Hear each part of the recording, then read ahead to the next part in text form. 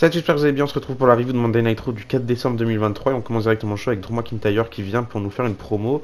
Une promo que j'ai trouvée hyper authentique de la part de Drew McIntyre. Encore une fois, il a fait une super belle promo. Il va commencer par dire que, enfin, par nous souhaiter la bienvenue à Monday Night Raw, le show où tout le monde semble perdre un petit peu la tête. Tu peux te faire virer, partir pendant quelques années, revenir et te faire pardonner instantanément. Il fait référence à CM Punk.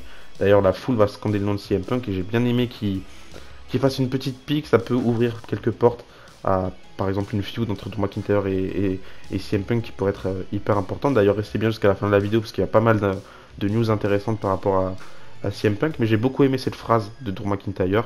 Ensuite, il va parler un petit peu sur tout le monde. Il va dire que Seth Rollins a donné un match à Jey Uso alors qu'il sait très bien que c'est son pire ennemi et qu'il l'a déjà battu, etc. Il va vouloir aussi parler de Sami Zayn, mais à ce moment-là, Sami Zayn va débarquer. Il dit que enfin, d'abord, on a Drew McIntyre qui va dire à Sami Zayn qu'il pensait qu'ils étaient pareils les deux, alors que rien du tout. Sami Zayn, lui, c'est juste une petite victime, c'est juste le petit chien de poche de la Bloodline. Et forcément, une fois qu'il avait plus ce qu'il voulait, il a trahi la Bloodline. Donc finalement, ils sont pas du tout pareils. Sami Zayn méritait tout ce qui lui est arrivé par rapport à la Bloodline, alors que Drew McIntyre, lui, il avait rien demandé du tout. Là, à ce moment-là, Sami Zayn, il va dire que pareil, il pensait qu'il était pareil que Drew, mais finalement, c'est pas du tout la même chose. Lui, Sami Zayn, il s'est pas victimisé par rapport à toutes ces choses qu'il a pas réussi à accomplir et justement au contraire, il a encore plus continué de prouver en faisant le main event de WrestleMania juste après avoir perdu devant sa famille. Il a rendu fier sa famille avec le main event de WrestleMania. Donc ils sont pas du tout pareils. Donc là, à ce moment-là, Drew McIntyre demande un arbitre. L'arbitre débarque. On a un match qui commence directement entre les deux. Le match a été annoncé la semaine dernière. C'était Drew McIntyre qui avait dit à Sami Zayn qu'il allait voir Adam Pearce pour créer un match entre lui et Sami Zayn. Très très bon match, franchement, je trouve que le match était super bien construit. Il y avait de tout dans ce match-là. Il est un petit peu similaire au Sami Zayn Seth Rollins qu'on a eu il y a quelques semaines juste avant ce hors series. Mais je l'ai trouvé peut-être un petit peu mieux, peut-être pas sur la durée, même s'ils ont donné beaucoup de temps sur ce match-là et que j'ai beaucoup aimé. Mais il y avait de tout, il y avait un mélange de bon in-ring et de choses racontées. Sami Zayn qui se pète deux fois la cheville dans le match et j'ai bien aimé ce finish-là qui était bien différent des faux finishes qu'on peut avoir l'habitude d'avoir à la WWE. Là, c'était vraiment très bien réussi. Sami Zayn qui se pète la cheville. L'arbitre, il veut essayer de voir si Sami Zayn peut continuer, etc. Mais Drew McIntyre, lui, il s'en fout. Il continue d'attaquer la cheville de Sami Zayn. Il va même faire son claymore pendant que l'arbitre est concentré sur Sami Zayn. Donc, il s'en fout totalement. Il va remporter le match, on va dire d'une manière clean, même si c'est peut-être pas totalement clean. Mais une belle victoire de Drew McIntyre qui continue de développer son personnage. Et personnellement, je suis fan complet. Et j'adore ça. D'ailleurs, juste après, en backstage, on a Sami Zayn qui va se faire attaquer la cheville encore une fois par Drew McIntyre. Il y aura des médecins qui vont venir voir si Sami Zayn va bien. Donc on voit que c'est vraiment un nouveau Drew McIntyre qu'on a face à nous et j'aime beaucoup vraiment ce qu'ils font avec lui. Même Drew McIntyre de lui-même, il fait les choses super bien sur les réseaux sociaux. Sur son compte Twitter, il répond à pas mal de commentaires, même sur Twitter, où il répond aux fans qui pensent le connaître alors qu'il ne le connaît pas bien. Mais on voit vraiment que son personnage vrille et j'aime beaucoup vraiment la profondeur dans son personnage. C'est juste incroyable. Entre temps, on a eu un autre match entre Nia Jax et Shayna Baszler. C'était un match qui était annoncé à la va-vite, mais je m'en fous un petit peu de ce match-là. Nia Jax qui est, à ce qui paraît, bien aimée dans les backstage, vu qu'elle a des matchs toutes les semaines. Et en plus, elle a eu une victoire sur Shayna Baszler, puisqu'elle remporte le match. Je vais pas dire que le match était dégueulasse, parce que c'est pas vrai. Le match était bien, plutôt bien, je dirais. Shayna Baszler a bien su briller dans ce match-là. Mais Nia Jax remporte le match, et ça me dérange un petit peu. Ça me dérange pas de voir Nia Jax gagner parce que ça reste une femme forte et qu'elle peut remporter des matchs sans vraiment que ce soit incohérent. Mais là, remporter un match face à Shayna Baszler, je trouve pas que ce soit la meilleure des choses et c'est un petit peu dommage. Il y a eu peut-être une petite histoire dans ce match-là vu qu'elles étaient anciennes championnes par équipe, mais personnellement, c'est pas une équipe que j'ai suivie et je m'en fous un petit peu de ce match-up-là. Donc, bon petit match, mais sans plus. Pas grand-chose d'intéressant. Et d'ailleurs, on a Becky Lynch qui débarque à la fin du match pour un petit face-à-face, on va dire, avec Nia Jax. Il relance une histoire entre Becky Lynch et Nia Jax. Je m'en fous un petit peu et ça m'intéresse pas. Ils sont passés très très vite à autre chose avec Xia Li et Becky Lynch, c'est un petit peu dommage. Et là, partir sur un Becky Lynch Nia Jax, je suis vraiment pas du tout hypé par ça, mais à voir. En tout cas, faut pas oublier que Nia Jax, c'est celle qui a lancé The Men à l'époque. C'était vraiment une belle chose, mais je suis vraiment pas hypé par une rivalité Becky Lynch contre Nia Jax. Donnez-moi votre avis dans les commentaires si vous êtes hypé. Personnellement, pas du tout. Ensuite, on a enchaîné avec un autre très très très bon match, mais celui-là vraiment il était très très très bon. Toad of Three Falls match, DIY contre Imperium, c'est la spécialité de DIY, enfin la spécialité surtout de Johnny Gargano, on va dire. Même si DIY sont devenus champions par équipe avec cette stipulation-là à Toronto, dans un énorme match, limite l'un de mes matchs par équipe préférés de tous les temps, entre DIY et The Revival, plus connu sous le nom de F-Tier maintenant. Je vous conseille d'aller voir le match si vous ne l'avez pas vu d'ailleurs, c'est un gros banger. En tout cas, c'est la spécialité de DIY. Johnny Gargano, lui, est devenu champion aussi de NXT avec cette stipulation-là. Et là, on a eu un super bon match entre les deux équipes. Franchement, j'ai trouvé que le match était vraiment très bien. Le premier tombé c'était pour Imperium, après on a DIY qui arrive à revenir en faisant un deuxième tombé, et là c'est là que les choses s'accélèrent, c'est là que les choses deviennent super bien, on a eu des bonnes combinaisons entre les deux équipes, franchement, on a eu de belles réactions aussi en plus de la part du public qui ont bien cheer pour DIY en général, pour Johnny Gargano et pour DIY. Aussi pour Giovanni Vinci qui a fait un springboard moonsault qui était vraiment très réussi, c'est un petit peu la spécialité de Giovanni Vinci, et on sait très bien que Vinci c'est un super bon catcheur, mais malheureusement les gens sont pas encore prêts à le voir. Mais franchement, vraiment très bon match. Victoire de DIY qui arrive à revenir en n'ayant pas l'avantage dès le départ. Mais victoire de DIY, on espère plus pour eux par la suite. J'ai vraiment l'impression qu'au fur et à mesure des semaines, le public accroche avec DIY, il y a quelque chose à faire. Je sais pas si c'est le public qui change ou si c'est vraiment qu'ils arrivent à rentrer dans le cœur du public. Mais l'histoire se répète, c'était un petit peu ça au début de DIY du côté des NXT. Le public commençait de plus en plus à les apprécier. Puis après, il y a eu cette fameuse trahison, et puis les choses se sont enchaînées très rapidement. Donc, à voir comment ça va évoluer DIY. En tout cas, j'ai beaucoup d'espoir pour l'instant. Et vu ce qu'ils nous ont donné, je pense que ça peut vraiment être très bien, et j'ai hâte de voir la suite. Ensuite, on a eu un autre match par équipe, cette fois-ci entre Katana Chance et Kayden Carter, qui ont affronté du coup Tegan Nox et Natalya. Ça faisait longtemps qu'on n'avait pas vu la team de Katana Chance et Kayden Carter, ça fait plaisir de les revoir. En tout cas, le match était sympa, victoire de Katana Chance et Kayden Carter. Bon choix, je trouve. Tegan Nox et Natalya, je m'en fous un petit peu de cette équipe-là, et je trouve que c'est bien mieux d'avoir une victoire pour Kayden Carter et Katana Chance, qui vont peut-être se diriger vers les titres par équipe par la suite. En tout cas, on avait les championnes par équipe qui étaient en ringside, donc à voir par la suite ce que ça va donner, mais encore une fois, j'ai vraiment pas de hype autour de ces titres par équipe féminin. Mais je demande juste à voir, qu'est-ce qui peut se passer. C'était pas le seul et c'était pas le dernier match par équipe de la soirée, parce qu'on en aura un juste après. Mais avant ça, on a Cody Rhodes qui arrive dans le ring pour nous faire une promo. Il va s'exprimer par rapport à ce qui s'est passé la semaine dernière avec Shinsuke Nakamura, une feud qui me hype totalement personnellement. Il me dit que la première fois qu'il a vu le Green Mist, c'est quand il regardait des clips du Great Muta quand il était petit, et il avait totalement peur de ça, et maintenant qu'il a pu l'expérimenter, bah, il trouve que sa peur est totalement justifiée. Ensuite, il va poursuivre en disant qu'il aurait dû faire plus attention aux indices que laissait Shinsuke dans ses messages chaque semaine, mais il savait qu'en s'annonçant en premier pour le Royal Rumble, il allait avoir quelques cibles sur le dos, enfin qu'il allait être la cible de plusieurs et que beaucoup de monde allait venir sur lui. Maintenant, il est prêt, il va demander à Shinsuke de débarquer, faire ce qu'il veut, s'exprimer ou l'attaquer, peu importe, il veut juste voir ce que Shinsuke va faire, veut juste voir Shinsuke sortir de l'ombre. Là, on aura encore une fois le fameux petit entrant avec Shinsuke qui sera dessus, qui va dire des choses hyper intéressantes. Il va faire clin d'œil au Royal Rumble en disant que lui et Cody Rhodes ont plus ou moins le même chemin.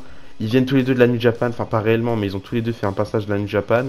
C'est pas ce qu'ils mentionnent, mais ça fait partie de leur chemin respectif, et c'est un petit peu la même chose. Mais surtout, ils ont tous les deux remporté un Royal Rumble pour aller jusqu'à WrestleMania et échouer, se faire humilier sur la dernière marche au moment où ils allaient accomplir leur destin, leur histoire. Ils ont tous les deux une page à compléter qu'ils n'ont pas réussi à compléter. Ils doivent tous les deux terminer leur histoire, mais lui, il est venu pour terminer l'histoire de Cody. Ça l'a inspiré de voir ce que Cody a fait. Ça l'a inspiré pour continuer son chapitre de son livre qui n'était pas terminé. WrestleMania, sa victoire à WrestleMania qu'il n'a pas eu lui aussi malheureusement. Je trouve que c'est une super bonne justification, cette histoire de Royal Rumble et tout ça. Il n'a pas attaqué Cody Rhodes parce qu'il avait envie de l'attaquer, il l'a vraiment attaqué parce qu'il avait ses raisons. Et c'est une super bonne justification. Et même quand il parle de Cody Rhodes et tout ça, et qu'on voit les clips en fond avec son langage japonais, je trouve que c'était vraiment très stylé. J'ai l'impression de regarder un animé, c'était incroyable. Donc je suis très hypé par cette histoire-là entre Cody Rhodes et Shinsuke. D'ailleurs, la semaine prochaine, ils vont s'affronter à Monday Night Raw, à voir comment ça va se dérouler et comment ça va continuer, parce que j'espère que ce sera pas juste la fin de leur histoire entre les deux, parce que vraiment c'est très hypant, et j'aurais bien aimé avoir une feud qui dure sur plusieurs longues semaines, une feud vraiment très intéressante. Cody Rhodes va terminer la promo en disant qu'il n'a pas de respect pour Nakamura, qu'ils n'ont pas du tout la même histoire, mais si Shinsuke pense qu'ils ont la même histoire, qu'ils ont le même chemin, il va devoir le prouver. En gros, il trouve que Nakamura et lui ils n'ont pas le même chemin parce que qu'ils sont pas pareils du tout, parce que Nakamura lui il fuit le combat face à Cody Rhodes, alors que Cody Rhodes lui il fuit jamais les combats. Donc on verra la semaine prochaine, en tout cas très hype par ce match là, et je suis vraiment très content de ce qu'ils font avec Shinsuke Nakamura depuis un petit temps. D'ailleurs, les rumeurs par rapport à une possible arrivée d'Okada à la WWE s'intensifient. Il y a quelques semaines, on savait que la WWE était intéressée par Kazuchika Okada, et maintenant on a la rumeur, enfin on a l'info que le contrat d'Okada avec la New Japan se termine vers fin janvier. Ça reste que des rumeurs, pour l'instant ça me paraît plutôt irréaliste de voir Okada quitter le Japon et quitter la New Japan, lui qui est un petit peu le Randy Orton de la New Japan, vraiment très fidèle à cette compagnie-là, mais encore une fois ça reste du catch et tout est possible. Il y a pas mal de petites références à Okada qui passent à la télé, à la WWE depuis un petit temps, donc à voir en tout cas. Si c'est le cas, ça peut être très très intéressant et pourrait avoir un gros programme pour Nakamura en direction de WrestleMania et j'ai hâte de voir ça. Ensuite, un autre match par équipe, cette fois-ci Dominic Mysterio et JJ McDonagh affrontaient les Creed Brothers. Les Creed Brothers qui sont aspirants numéro 1 au titre par équipe du Judgment Day. Donc c'est un petit match, on va dire un petit avant-goût de ce qui pourrait se passer entre les Creed Brothers et Finn Balor et Damian Priest. D'ailleurs, je sais pas quand aura lieu ce match-là, mais j'imagine que ce sera très très bientôt. Très bon match, en vrai, le match était plutôt bien. Encore une fois, les Creed Brothers nous ont fait du Creed Brothers et c'était vraiment très réussi, même si je trouve que les réactions par rapport aux Creed Brothers sur les réseaux sociaux, c'est assez mitigé. Il y en a qui trouvent que les Creed Brothers ils brillent totalement et que c'est vraiment incroyable ce qu'ils font. Il y en a beaucoup qui trouvent qu'ils sont pas vraiment très prêts pour un programme télévisé comme Raw. Moi je trouve que c'est vraiment plutôt bien ce qu'ils font et pour l'instant j'ai pas trouvé de réel problème par rapport aux Creed Brothers. Le match était bien, on avait R-Truth qui était en ringside qui faisait un petit peu le con et c'était vraiment très très drôle. Victoire des Creed Brothers évidemment qui remporte le match. Pour l'instant ça reste un petit peu difficile pour JD McDonagh et Dominic Mysterio de remporter des matchs, enfin du moins il y a du travail à faire pour eux et je trouve que c'est intéressant. On a vraiment les maillons faibles du Judgment Day et les maillons forts qui sont plutôt de l'autre côté. D'ailleurs, on a vu Damian Priest et Finn Balor plus tôt dans la soirée, mais on n'a pas vu Rhea Ripley qui n'était pas présente du tout, je crois, si je dis pas de bêtises.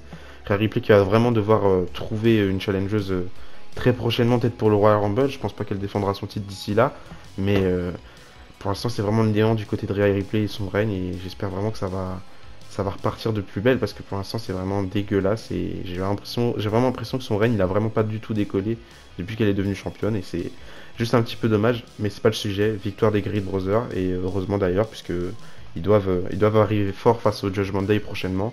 S'ils auraient perdu ce match là, ça aurait été très difficile pour eux de paraître crédibles face au Judgment Day. Ça m'intéresse énormément d'ailleurs le résultat de ce match là qu'on aura prochainement parce que vu comment sont push les Creed Brothers, ça m'étonnerait pas du tout de les voir devenir champions. Juste avant le main event, on a eu deux segments backstage. Un premier où Jey Uso va voir Adam Pearce. Jey Uso il va demander des nouvelles de Sami Zayn. Il veut se venger de Drew McIntyre. Sauf que Adam Pearce va lui dire de rester concentré. Ce soir il a un main event, ce soir il a un match de championnat. Mais on a Jey Uso qui veut se venger de Drew McIntyre. Donc l'histoire n'est pas terminée entre les deux. Et on aura un autre segment backstage où plus tard dans la soirée on aura Seth Rollins et Adam Pearce qui vont se croiser. On aura Adam Pearce qui va faire comprendre à Seth Rollins qu'il veut signer CM Punk dans le roster de Raw, puisque Michael Cole l'a bien mentionné. Pour l'instant, CM Punk est free agent, mais il pourra signer du côté de SmackDown ou signer du côté de Raw. Il va devoir décider. Donc Adam Pearce est bien décidé à signer CM Punk, donc il le fait comprendre à Seth Rollins. Et Seth Rollins il dit attends, je m'en fous de ce que tu racontes. Tu peux le signer, tu fais ce que tu veux. Si tu veux signer CM Punk, tu signes CM Punk. Mais par contre, te plains pas, je t'aurais prévenu. Quand tu verras son vrai visage, ça va être très compliqué pour toi. Donc là, on passe au main event. En tout cas, j'ai trouvé ça hyper intéressant de voir les petites graines plantées par rapport à CM Punk et Seth Rollins, un programme que tout le monde attend pour l'instant. Et que ce soit Seth Rollins le premier informé par rapport à la possible signature de CM Punk du côté de Raw, bah c'est pas anodin et j'ai hâte de voir la suite. D'ailleurs, il y a pas mal de petites rumeurs par rapport à la probable signature de CM Punk du côté de Raw ou du côté de SmackDown. Il y en a qui disent qu'il va signer nulle part pour continuer un petit peu cette histoire de CM Punk qui est free agent et qui est vraiment un anti-WWE. Il va signer nulle part. Donc intéressant, mais je pense pas que ce sera le cas. Je pense qu'il va signer du côté de Raw. Ça, on verra dans les semaines à suivre. Mais enfin, on passe au main event. Jey Uso contre Seth Rollins. Seth Rollins qui défend son titre poids lourd face à Jey Uso. C'est un jour spécial pour Jey Uso. On est le 4 décembre, au moment où il défend où Seth Rollins défend son titre. Et le 4 décembre, c'est le jour de la mort, malheureusement, de Umaga à l'époque. Il dédie ce match à Umaga, donc c'est un grand moment pour lui. Vraiment très très bon match, c'était un gros banger ce match-là. Et comme beaucoup de matchs qu'on a eu ce soir, c'était vraiment le jour et la nuit entre l'Euro de cette semaine et celui de la semaine dernière. Mais encore une fois, très très gros match. J'ai adoré ce match entre Jey Uso et Seth Rollins. C'était vraiment un super bon main event. Le match était assez long. On a eu de bonnes choses, de bons contres de finisher. Jey Uso qui met des spears, Seth Rollins qui contre les spears. Jey Uso qui contre des pédigris. À un moment donné, Seth Rollins il va faire un Falcon Hero, il va faire le tomber, il va se dégager, il va faire un pedigree, il va se dégager, ça va être incroyable. Fin du match, Jey Uso qui veut mettre un spear, Seth Rollins, il faut pas faire de spear contre lui, il le contre en pedigree. Je crois après il va faire un curbstone et victoire de Seth Rollins qui conserve son titre.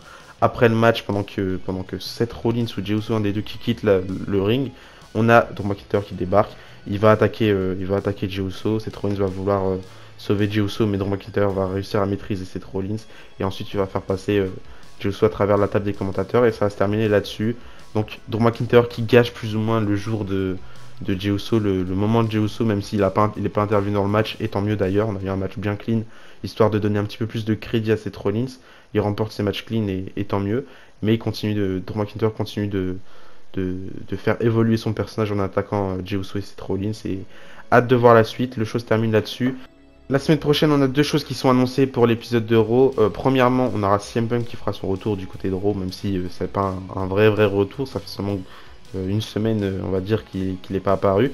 Donc il fera son retour et on verra s'il signera du côté de Raw. En tout cas, ça va être très très intéressant et on va voir si l'histoire entre Seth Rollins et CM Punk continuera. Et du coup, comme je vous l'ai dit, la semaine prochaine, on aura Cody Rhodes qui affrontera Shinsuke Nakamura. Pour l'instant, c'est tout ce qui est annoncé, mais très hâte de voir le Raw de la semaine prochaine. Donnez-moi votre avis par rapport à cet épisode de Raw dans les commentaires. Moi, je trouve qu'il était vraiment super bien. On a eu du bon in-ring, on a eu de belles histoires qui vont commencer, de belles histoires qui vont continuer. Donc vraiment très très hypé par ça. Et j'espère qu'on aura des shows comme ça chaque semaine parce que c'est vraiment très réussi. Et du coup, voilà, c'est la fin de cette review. On se retrouve cette semaine samedi pour ma review de SmackDown. Et d'ici là, je vous dis à la prochaine. N'oubliez pas, tant que catch l'espoir. Bisous.